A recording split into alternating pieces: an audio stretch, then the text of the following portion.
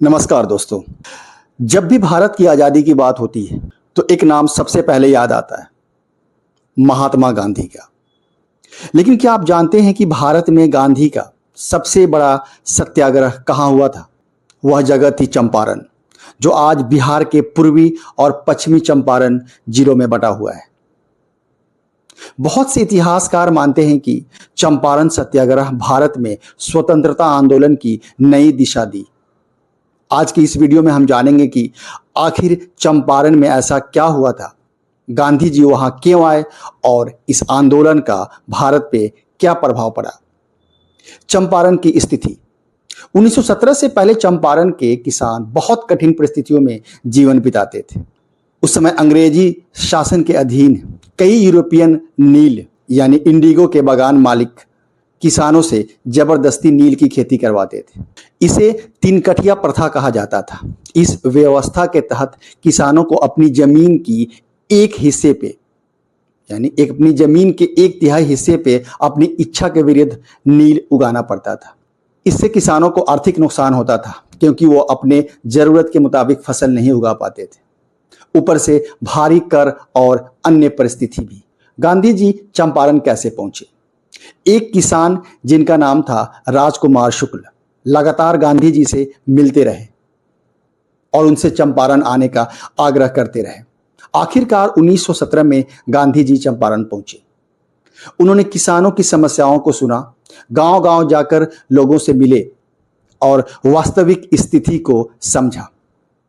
जब अंग्रेज अधिकारियों ने उन्हें चंपारण छोड़ने का आदेश दिया तो गांधी जी ने उनके आदेश को मानने से इनकार कर दिया और कहा कि वे किसानों की समस्या समझे बिना वापस नहीं जाएंगे।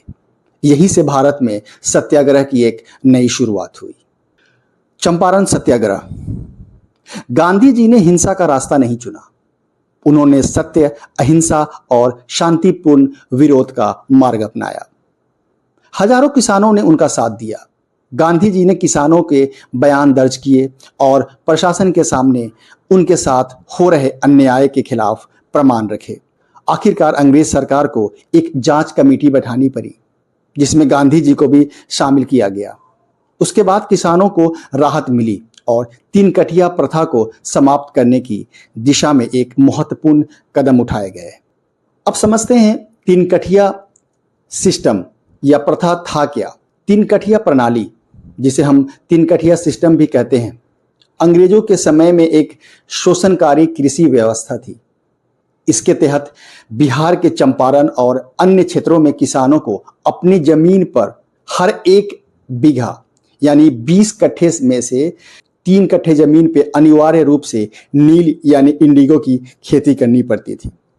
आसान भाषा में अगर आपके पास 1 बीघा जमीन यानी 20 कट्ठा जमीन है तो उसमें से आपको 3 कट्ठा में मैंडेटरी था, अनिवार्य था कि आपको नील की खेती करनी ही होगी। सिर्फ किसान आंदोलन ही नहीं, चंपारण में गांधी जी ने केवल किसानों की समस्याओं पे ही काम नहीं किया।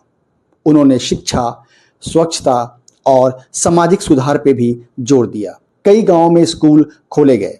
साफ सफाई और व्यवस्था के प्रति लोगों को जागरूक किया गया। उनका मानना था कि केवल राजनीतिक आजादी ही नहीं बल्कि सामाजिक बदलाव भी जरूरी है। भारत पे इसका क्या प्रभाव पड़ा? चंपारण सत्याग्रह गांधी जी का भारत में पहला सफल सत्याग्रह माना जाता है। इस आंदोलन ने पूरे देश को यह विश्वास दिला दिया कि बिना हिंसा के भी अन्याय के खिलाफ आवाज उठाई जा सकती है। यहीं से गांधी जी राष्ट्रीय नेता के रूप में उभरने लगे। उसके बाद खेड़ा सत्याग्रह, अहमदाबाद मिल आंदोलन और फिर असहयोग आंदोलन जैसे कई बड़े आंदोलन किए। आज का चंपारण केवल इतिहास का हिस्सा ही नहीं बल्कि भारत के स्वतंत्रता संग्राम की एक महत्वपूर्ण भूमि है। यहाँ कई ऐतिहासिक स्थान हैं जहाँ गांधी जी आए थे और यहाँ से इस आंदोलन की शुरुआत हुई। देश विदेश से लोग इस स्थान को देखने आते हैं, इतिहास को करीब से समझने की कोशिश करते हैं।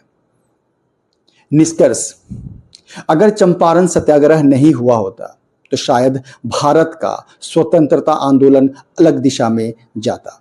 इस आंदोलन ने यह साबित कर दिया कि एक साधारण किसान की आवाज भी पूरे देश का इतिहास बदल सकती है। राजकुमार शुक्ल का दृढ़ संकल्प, चंपारण के किसानों का साहस और गांधी जी का नेतृत्व, इन तीनों ने मिलाकर भारत के स्वतंत्रता संग्राम में एक नया अध्याय लिखा। दोस्तों, अगर आपको यह जानकारी पसंद आए तो वीडियो को लाइक, शेयर और चैनल को सब्सक्राइब करना न भूलें। आपके अनुसार चंपारण सत्याग्रह का सबसे बड़ा प्रभाव क्या था? अपनी राय कमेंट में जरूर दें। मिलते हैं अगले ब्लॉग में, तब तक के लिए दुआ में याद रखिए। धन्यवाद।